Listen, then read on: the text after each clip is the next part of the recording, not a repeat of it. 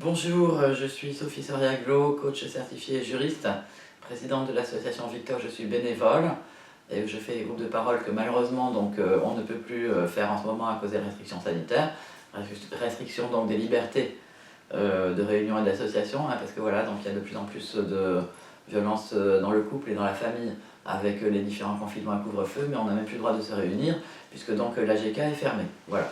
Mais j'ai mon cabinet, donc je suis effectivement à lutter aux côtés des femmes contre le harcèlement moral dans le couple et au travail. Et aujourd'hui je vais vous parler, puisqu'on ne peut plus faire de conférences, donc je fais ça chez moi, donc sur le thème démasquer un pervers narcissique devant la justice.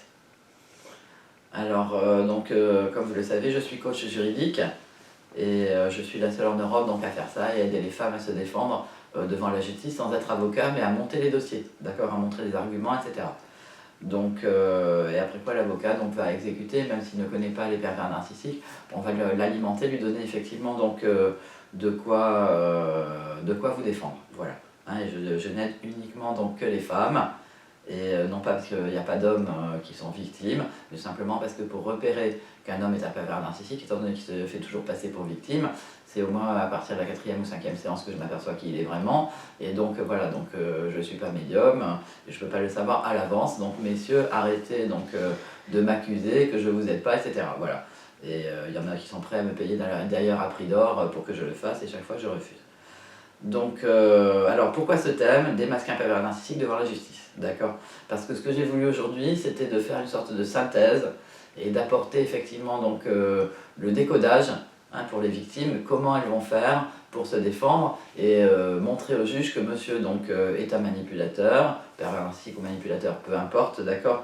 On n'est pas là pour faire, je ne suis pas psychiatre, donc on n'est pas là pour scanner les gens et savoir quelles sont leurs pathologies psychiatriques. De toute façon, vous dites ça au juge, vous n'êtes pas psychiatre, donc ça ne marchera pas, il ne faut pas le dire. Donc, mais en revanche, on peut montrer les comportements, d'accord? Donc ce que je voulais dire par là, c'est que je reçois beaucoup de demandes de femmes victimes de pervers. En tant que coach professionnel, elles me demandent de les aider sur le plan de la justice. J'ai donc lu des dizaines de jugements, voire des centaines, ainsi que des conclusions d'avocats du manipulateur, et j'ai mis au point une grille de lecture. Parce que ce qu'il faut comprendre, c'est que dès que vous êtes devant un juge avec un manipulateur, il va effectivement faire ce qu'on appelle mythifier la victime, c'est-à-dire faire une caricature de la victime, vous êtes folle, vous êtes manipulatrice, etc. Tandis que, voire une mère violente, maltraitante, etc., on va voir ça après. Tandis que monsieur est parfait, voilà, et c'est comme ça qu'on repère les dossiers. D'ailleurs, c'est ce que les juges devraient être formés à savoir, pareil pour les services sociaux. Monsieur est parfait, madame est folle, ça j'ai déjà expliqué. Mais vous n'êtes pas juste folle, vous avez tout un tas de défauts et de choses qui ne vont pas, selon lui, d'accord? Puisque pour faire oublier son propre comportement, il va vous accuser. Ça, j'avais déjà fait une vidéo sur le thème, être accusé par un pervers narcissique, mais là on va aller plus loin et on va montrer le type d'accusation et comment se défendre. D'accord? Donc, je vous invite d'ailleurs à visionner la vidéo « Être accusé par un pervers narcissique » pour avoir plus de références. Alors ce qu'il faut comprendre, d'accord, c'est que les accusations devant la justice, d'accord, parce qu'il y a les accusations dans le privé, dans le couple, d'accord, et après il y a les accusations devant la justice. Donc là, de ce dont on va parler aujourd'hui, c'est les accusations devant la justice, d'accord. Donc ces accusations sont toutes formatées sur le même moule, lorsque le pervers narcissique parle au juge par l'intermédiaire de ses conclusions d'avocat. Monsieur est parfait, madame est folle, nulle manipulatrice, mauvaise mère, mauvaise ménagère, etc. C'est vraiment comment dirais-je, la caricature de la victime, qu'on appelle créer un mythe autour de la victime, mythifier la victime, ça s'appelle, un langage technique du harcèlement moral. Alors tout d'abord, on peut analyser ces accusations sur le plan du développement personnel. Donc pourquoi il fait ça, comment il fait ça, d'accord? En analyse transactionnelle, il y a un concept qui s'appelle les positions de vie. La position saine est OK+, c'est-à-dire je suis OK, j'ai de la valeur, toi tu es OK, tu as de la valeur. C'est moi comme ça que je suis avec les clientes. Et j'ai de la valeur, l'autre a de la valeur. Okay, tandis que le pervers narcissique, il est complètement à l'inverse, dans la position de vie malsaine, qu'on appelle OK+, OK-. Lui, il a de la valeur, il est formidable, mais vous n'avez aucune valeur, donc vous êtes moins. D'accord? Le PN, ou conjoint violent, et lui, plus il a de la valeur, et vous n'avez aucune valeur, vous êtes la victime. D'accord? Donc ça, c'est ce qu'il dit au juge. Excusez-moi, j'ai mes notes. Donc je suis chez moi, je ne suis pas du tout habitué à parler comme ça dans le vide, sans public, comme quand je fais des conférences, donc j'ai peut-être l'air un petit peu stressé, mais voilà, donc j'ai habitué, voilà, on est dans la restriction des libertés, on ne peut plus faire de conférences, on est obligé d'être seul chez soi, c'est l'isolement total, ce qui n'arrange rien d'ailleurs pour vous victimes au niveau donc, des violences psychologiques. Alors, donc le pervers narcissique parvient à faire croire avec sa technique, d'accord, que nous allons analyser juste après, qu'effectivement c'est vrai, lui il a de la valeur, vous n'avez pas de valeur, vous n'avez droit à rien, surtout pas la garde des enfants qui va essayer de vous piquer. Hein, voilà. Donc, mais d'abord il faut comprendre pourquoi. Il va vous dévaloriser devant le juge des affaires familiales ou le juge des enfants, il veut garder l'emprise sur vous hein, à travers la garde des enfants. Donc ça c'est ça qu'il faut très très bien comprendre, pourquoi il veut les enfants et pourquoi il va vous casser devant la justice. Premièrement, donc, il y a la garde des enfants, après il y a les problèmes financiers. Vous avez droit à rien, il a des oursins dans le portefeuille, comme je dis toujours, et il ne veut rien payer, donc il va vouloir la garde des enfants, comme ça il va pouvoir vous faire souffrir par procuration. D'accord, il veut maintenir le lien. Malheureusement, la justice aussi veut maintenir le lien, parce que tout enfant a soi-disant droit à ses deux parents. En réalité, donc, quand c'est un parent toxique, il faut que le parent toxique soit totalement éloigné donc des enfants, autrement les enfants ne peuvent pas se construire, et il y aura un énorme coût en santé publique hein, pour ces pauvres enfants qui vont être effectivement donc, en échec scolaire, devoir voir des psychiatres, des psychologues et autres, donc en dehors du fait que c'est horrible donc, de traiter les enfants comme ça. Alors, donc, le père narcissique veut faire aussi souffrir sa compagne, donc si elle a eu le déclic de le quitter, il y a donc le problème de la garde des enfants, et le père narcissique va demander la garde alternée, voire la garde principale des enfants. En jargon juridique, on dit résidence exclusive. D'accord, donc la garde alternée, en général, effectivement, donc c'est pour ne pas payer et de pension alimentaire et garder une emprise sur vous, puisque une semaine sur deux, donc il les a, il les démolit, vous les récupérez, vous les remontez, vous les lui rendez, il les redétruit. Donc c'est vraiment, l'enfant est comme une balle de ping-pong, hein, il se fait taper dessus, puis il revient, etc. Carrément, si c'est la garde exclusive qu'il va demander, j'ai eu plusieurs fois le cas, hein, donc garde exclusive ou résidence exclusive. Hein. Donc là, il y aura carrément l'emprise totale sur eux, et vous verrez plus vos enfants, il vous aura pris ce qui est le plus cher, donc la prunelle de vos yeux, d'accord. Donc il a besoin de faire souffrir en ayant des victimes, c'est sa nourriture psychique. Et un peu comme un vampire, d'accord. Donc il va vous sucer le sang, et vous partez, donc il va en plus donc vous faire souffrir vos enfants pour vous faire souffrir vous. Bon. Et puisque le PN a besoin donc de faire souffrir pour se sentir vivre et exister, pour oublier lui-même ses propres problèmes. D'accord, il est complètement dans la projection, il va vous accuser vous de ce qu'il fait lui-même. Donc il va tout faire pour récupérer la garde des enfants, qu'il pourra enfin faire souffrir, et il aura ses petites victimes sans défense sous la main, et il pourra se défouler dessus. Donc il pourra ainsi vous faire souffrir vous, la mère par procuration, en touchant à vos enfants, la chair de votre chair, ce que vous avez de plus précieux au monde. Donc voilà, c'est absolument horrible. Et je le vois vraiment dans tous les cas que j'ai et que j'aide, toutes les personnes que j'aide, d'accord. Donc le père narcissique va ainsi faire coup double, c'est une technique diabolique. Parce que, donc, j'espère que tout le monde comprend le message, le diable fait coup double, il a une stratégie. Et souvent la victime n'a pas de stratégie, et c'est comme ça que donc, la justice va croire le père PN et pas la mère victime. Donc il fait coup double, pourquoi? Puisque d'un côté donc, il fait souffrir les enfants, il a ses petites victimes, il peut se défouler, d'autre part à travers ça, donc il vous fait souffrir vous, il maintient l'emprise, il peut vous contrôler. D'accord, c'est comme ça que vous recevez 36 000 mails, qu'est-ce que tu leur as fait à manger à midi, etc. Ou alors avec les accusations, d'accord. Et je suis coupé de mes enfants, enfin voilà, donc on connaît par cœur donc, tous les mécanismes. D'accord, tu veux m'enlever mes enfants, etc. Alors qu'il les a, hein, donc il les voit, etc. Mais bon, vous obéissez pas, il faut vous rendre obéissante. Et effectivement, donc, vous dévalorisez, vous discréditez devant le juge. Et après, donc c'est comme ça d'ailleurs qu'il fabrique ses propres preuves. Il vous envoie des mails, et dans ces mails où il accuse, donc où il raconte des choses complètement délirantes, donc il va fabriquer des preuves avec ça. Il va dire regardez au juge, il va dire au juge regardez, j'ai envoyé ce mail, ça prouve que c'est vrai. Hein, donc il faut faire très très très attention comment il fabrique ses propres preuves. Alors de plus, donc il y a l'idéologie actuelle contre laquelle je combats depuis des années. Et c'est pour ça que je fais donc, du bénévolat en association depuis 2007. Un mauvais mari est un bon père quand même pour le juge, d'accord.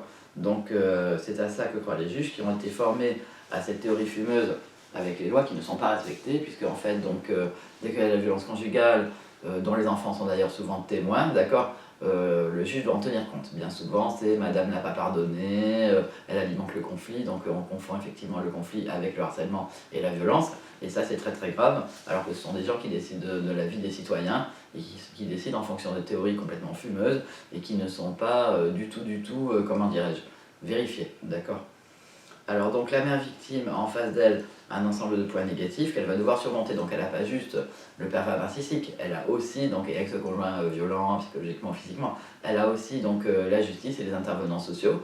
Donc elle n'est pas seule face à une personne avec un système de justice qui doit la protéger en tant que victime. Normalement ce serait la norme, mais ce n'est pas le cas, d'accord ? Donc elle va avoir effectivement tout le monde contre elle. Et c'est pour ça que c'est très important qu'elle prenne... qu'elle demande de l'aide, parce que l'avocat ne peut pas répondre. Il ne peut pas être tout le temps là, nuit et jour, matin, midi et soir, quand effectivement, donc, comment dirais-je, elle est harcelée par l'ex-conjoint, etc. Voilà. Hein, et en plus, il faut arriver à montrer, à créer un argumentaire, hein, pour que donc, on sache comment présenter l'ex-conjoint, d'accord, et pas qu'il est parfait, etc. Donc on peut soi-même donc, le détruire, montrer les preuves, sans effectivement donc, le dévaloriser, le dénigrer. Donc il y a tout un équilibre à faire, hein, d'accord. Donc, alors, quand on lit les conclusions d'avocat du pervers narcissique, auquel votre avocat va devoir répondre, qu'est-ce qu'on voit, hein? Premièrement, donc, comment il fait, comment il s'y prend, c'est quoi sa méthode. Alors, premièrement, une litanie d'accusations, le plus souvent sans preuve. Or, on fait du droit, puisqu'on est devant le juge, hein. Et en droit, il faut des preuves.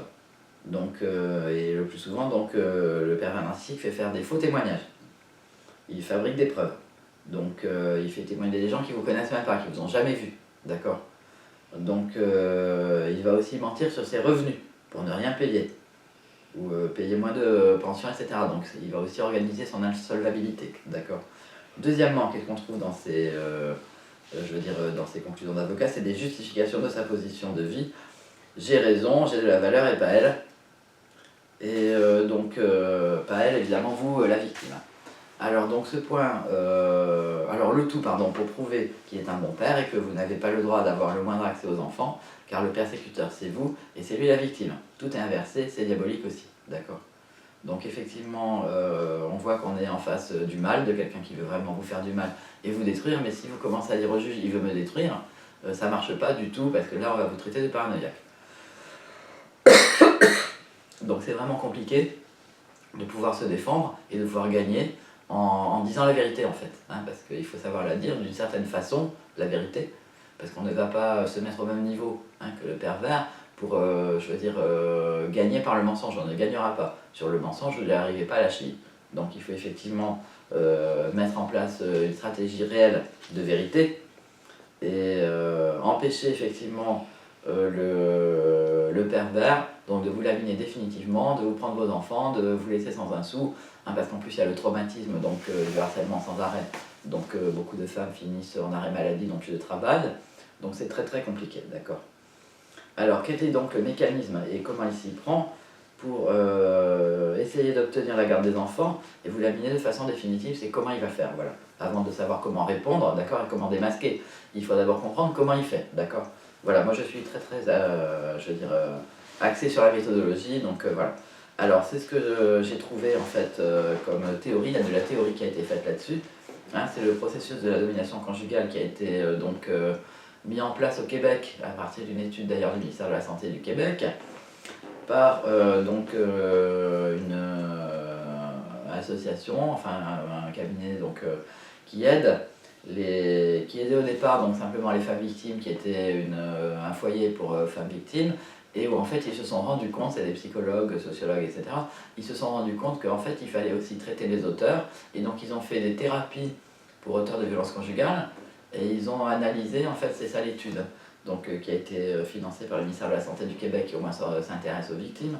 Donc ils ont, à travers ces thérapies, écouté tous ces hommes, écouté leurs discours, écouté tous ceux qu'ils racontent, un petit peu comme je fais moi à travers les conclusions d'avocats des manipulateurs, et ils ont vu qu'on se retrouve toujours avec un discours formaté qui est toujours le même, et qu'ils ont appelé le processus de la domination conjugale PDC. J'en ai parlé déjà dans d'autres vidéos, il y a plusieurs personnes qui m'ont demandé d'expliquer, donc effectivement voilà, c'est ce que je fais aujourd'hui. Alors premièrement, donc, on va avoir un premier mécanisme, et c'est ce que je vous ai déjà expliqué au début de la vidéo, c'est le pervers narcissique ou le ex-conjoint violent fait alliance avec les services sociaux, le directeur de l'école, l'enquêtrice sociale, la psy expert de la justice, et donc il fait alliance avec eux, il va se les mettre dans la poche, d'accord? C'est ce qu'on appelle les réseaux de protection sociale, c'est toutes les personnes qui sont supposées donc soutenir et aider la victime. Alors donc il va vous dénoncer comme mère maltraitante, obtenir un signalement au procureur pour enfant en danger en pleurnichant et en faisant la victime, alors que vous êtes normal, etc. Donc ça c'est beaucoup de mensonges. Et il va donc faire alliance avec les réseaux de protection sociale, les institutions qui sont supposées défendre et protéger les victimes, mères et enfants. Cela a été étudié par ces sociologues du Québec qui ont théorisé donc, le processus de la domination conjugale. Alors on arrive à des situations de victimisation secondaire où la justice va être contre vous, la victime, et trouver le père merveilleux et parfait, lui confier les enfants parce qu'il a le droit des pères, parce qu'il y a le droit des pères, mais aussi parce qu'il est soi-disant un saint merveilleux et parfait qui souffre à cause de vous, bien sûr. Voilà, donc il y a même des types qui vont porter plainte, porter des fausses plaintes, bien entendu, hein, pour violence conjugale. Donc voilà. Donc évidemment, leurs plaintes malheureusement sont prises parce qu'ils arrivent à pleurnicher suffisamment, alors que souvent les plaintes des vraies victimes ne sont même pas prises, et on a 80% de plaintes classées sans suite. Voilà, donc tout ça c'est très grave, et c'est pour ça que voilà, donc dans la solitude, j'ai pu beaucoup réfléchir à tout ça, et je voudrais aujourd'hui bien l'expliquer à la fois donc, aux victimes et donc au pouvoir public, hein, pour qu'ils comprennent qu'on ne peut pas continuer comme ça ne peut pas continuer. Autant de personnes innocentes qui souffrent, et comment dirais-je, on valorise les bourreaux, les persécuteurs, ils ne sont jamais condamnés, c'est pas du tout normal. Et c'est pour ça qu'il faut qu'il y ait une prise de conscience, je veux dire, générale de tout ça. Alors donc, tout ça effectivement il faut le savoir quand on est victime et bien le comprendre pour s'en prévenir et trouver les réponses. Comment faire pour l'éviter, ce qui est mon travail de coach juridique, d'aider la femme victime à préparer sa défense. D'accord? Puisque je parle de défense parce qu'en fait, vous êtes bien souvent accusé, d'accord, devant le juge. Alors comment va faire le pervers narcissique, sur quel argument il se base pour vous dénigrer de façon définitive, vous détruire devant les tribunaux et parachever son œuvre destructrice. Donc cela encore une fois a été étudié par les sociologues du Québec dans le processus de la domination conjugale. Donc voilà ses méthodes. Alors premièrement, il va se justifier au niveau de l'agression. D'accord? Donc il y a différentes justifications. Donc premièrement, donc, ils ont étudié ça comme ça. Les justifications de genre. Donc là c'est sur le rôle traditionnel de la femme. Hein, par exemple, elle travaille trop, elle est ambitieuse, elle ne pense qu'à travailler. C'est pas vrai d'ailleurs. Bon. Il faut bien comprendre que c'est juste comment dirais-je, des façons de faire, d'accord, de manipuler en expliquant qu'effectivement c'est votre faute, hein, c'est une inversion des responsabilités, c'est votre faute, ça vous est arrivé, d'accord, si vous avez fait ça, c'est votre faute. Alors il y a aussi la justification de nature, donc la nature masculine, monsieur est impulsif, voilà, donc c'est un vrai homme, c'est pour ça donc il a été diminué par la femme et qu'il n'a pas pu le supporter, il a peut-être frappé, mais au fond c'était juste une fois, etc. Après il a aussi changé, donc il y a aussi j'ai changé, hein. Le truc de j'ai changé, j'ai beaucoup vu. Et ça effectivement la justice je crois. Alors donc il y a aussi la justification de système, hein, selon l'ordre social. Une femme doit se comporter de telle façon pour correspondre à l'ordre social, à ce qui est attendu des femmes. Donc il y a aussi la justification de provocation, la victime devient responsable de l'agression, elle l'a bien cherché. C'est comme je l'ai violée mais elle est en mini-jupe. Voilà, donc après la justification de récusation, où donc le manipulateur va discréditer la victime. Comme je l'ai déjà expliqué, donc elle est dépressive, elle est folle, elle est alcoolique, elle est issue de la prostitution, elle a un passé, je veux dire, honteux, etc. Donc tout ça évidemment c'est que des accusations sans aucune preuve. Et il y a aussi donc, les justifications de victimisation. L'agresseur est victime de causes extérieures, donc il est au chômage, il a une enfance difficile, il n'a pas pu faire autrement, etc. D'accord? Donc c'est pour ça qu'en fait, s'il a fait ça, c'est pas grave, c'est pas vraiment sa faute. Donc on ne peut pas le condamner. Il faut au contraire le réparer, il faut au contraire que la victime donc, l'encourage. Souvent c'est aussi la faute de la victime, elle n'a pas assez encouragé, elle n'a pas assez valorisé le père, voilà. Hein, donc on a des choses comme ça qui sont extrêmement graves, mais malheureusement donc, les enquêteurs sociaux et les juges le croient. Donc après les justifications de l'agression, il y a effectivement le deuxième aspect, c'est les tactiques de diversion. Donc premièrement, c'est la dénégation, il ne s'est jamais rien passé, elle fabule, elle invente, elle est folle. Donc ça, on a très souvent des cas comme ça. Ensuite, il y a la minimisation, ce n'est pas grave, elle exagère. Hein, donc ils vont faire croire à un simple conflit, et là-dedans, effectivement, la justice et les services sociaux, enquêtes sociales, etc., sont complètement là-dedans, hein, puisque donc il n'y a pas de définition reconnue, hein, de la violence. Et les deux personnes ne sont pas au même niveau comme dans un conflit, hein. Donc là justement c'est la domination, le manipulateur veut vous écraser. Donc ensuite il y a l'attrition, le faux repentir, hein, même devant la justice il promet qu'il va changer, qu'il a pris conscience de la gravité de ses actes, il veut une seconde chance. Et là évidemment, si on ne comprend pas que c'est juste une technique, hein, pour obtenir ce qu'il veut, on va le lui donner, la justice va le lui donner, d'accord. Une seconde chance qui pourrait effectivement refuser une seconde chance à quelqu'un qui paraît finalement de l'extérieur aussi merveilleux, d'accord. Voilà, alors les solutions que j'ai mises au point par rapport à ça maintenant, d'accord. Parce que là on va retrouver, effectivement c'est à ça à mon avis, hein, que les juges et les services sociaux doivent être formés, c'est le processus de l'aliénation conjugale. Les accusations, les techniques, d'accord, de défense ou plus exactement d'attaque, hein, du manipulateur sont toujours les mêmes. C'est pas compliqué, vous en avez lu une, vous avez tout lu. Sauf que quand c'est vous que c'est à vous que sauf que quand c'est à vous que ça arrive, vous êtes dévasté de se rendre compte à quel point il est sans scrupule et il fait des choses qui sont absolument atroces, quoi, devant la justice. Et comment le juge peut le croire? Donc malheureusement le juge le croit, les services sociaux le croient, parce que c'est des techniques auxquelles ces personnes n'ont pas été formées et que je demande depuis des années qu'il y ait des formations là-dessus, voilà, hein, pour protéger les enfants particulièrement. Donc alors les solutions pour répondre à ça, c'est premièrement ne pas se justifier, démasquer la méthode, hein, donc là c'est ce qu'on appelle en termes donc, de coaching le processus ou le process, d'accord. Donc il dit que c'est pas grave, enfin donc tout ce que je vous ai expliqué, d'accord. Donc il vous accuse, etc. Donc ça c'est très important d'expliquer, hein, au juge comment il fait. Ensuite vous devez faire le rappel des faits, élaborer votre propre façon de raconter l'histoire devant un expert psy judiciaire ou dans une enquête sociale, parce que ça c'est effectivement là que les choses peuvent basculer contre vous, puisque monsieur va arriver tout gentil, tout sympa, qui a l'air merveilleux et tout, de toute façon il est pas si mal, il vous a séduit au début, donc il a quand même des qualités, souvent bel homme, bonne situation sociale, enfin etc. Tout bien. Il y a aussi ceux qui font de l'humanitaire, voilà, donc il se présente comme un humaniste, il fait semblant qu'il veut qu'il n'y ait plus de conflit, alors qu'en réalité c'est pas du tout du conflit, c'est du harcèlement qu'il fait contre vous, donc, et il vous reproche, donc après la justice vous reproche d'alimenter le conflit, donc voilà, c'est des choses très très graves. Et donc c'est très important effectivement que vous soyez préparé, d'accord, à une expertise psychologique judiciaire ou donc à une enquête sociale. Parce qu'il faut que la vérité sorte, parce qu'il va raconter l'histoire à sa sauce, à lui, d'accord, en vous rabaissant, vous dénigrant, il va faire alliance avec les experts, et vous allez vous retrouver, vous, complètement, je veux dire, dévalorisé, discrédité, diminué, etc. Alors ensuite, en quatrième, il faut contre-attaquer, d'accord, donc ça c'est très important de ne pas juste rester à se justifier, il faut aussi contre-attaquer et trouver les points faibles du pervers narcissique, les points faibles vrais, avec des preuves.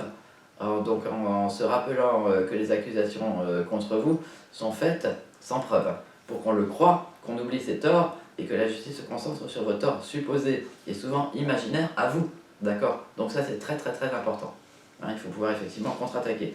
C'est pour ça je fais faire un argumentaire aux victimes, mes clientes, pour qu'elles le donnent à l'avocat afin qu'il élabore des conclusions qui tiennent la route. Donc ça c'est très important. Moi je ne suis pas avocat, j'alimente effectivement l'avocat avec des méthodes, avec des idées, hein, donc avec, comment dirais-je, pour montrer que les accusations donc, de monsieur sont imaginaires et que donc, lui, son comportement à lui, d'accord, est extrêmement grave. Voilà, je repose les feuilles à côté. Alors, donc, alors les 4 règles, donc je résume. 1. Ne pas dire que monsieur est manipulateur ou PN, se centrer sur les actes et ajouter des preuves, témoignages et attestations par exemple, ça c'est très important. Sans trop dévaloriser le père non plus, d'accord. Deuxièmement, donc ne pas dénigrer le père sur sa nature, il est comme ci, il est comme ça, mais contre-attaquer sur le comportement, il a fait ceci, il a fait cela, ça c'est très important. Ensuite, trouver un mot-clé pour ce comportement, par exemple irresponsable, impulsif, colérique, etc. Un mot qu'un juge est capable d'entendre sans que ça se retourne contre vous. Et quatrièmement, donc démasquer les mensonges, introduire le doute, par exemple il ment sur ses revenus, donc s'il ment sur une chose, il ment sur tout. Voilà, donc enfin en conclusion, on ne se bat pas avec les armes de l'adversaire qui sont le mensonge, la manipulation et le dénigrement. On se bat donc pour gagner, hein, la victime donc, se bat avec la vérité et elle ne fait pas faire de faux témoignages par exemple. Voilà. Et comme ça, donc, vous pouvez être vainqueur de quelqu'un qui a décidé effectivement de réutiliser le mensonge à fond pour vous détruire et vous l'amener de façon définitive. Voilà, merci de m'avoir écouté.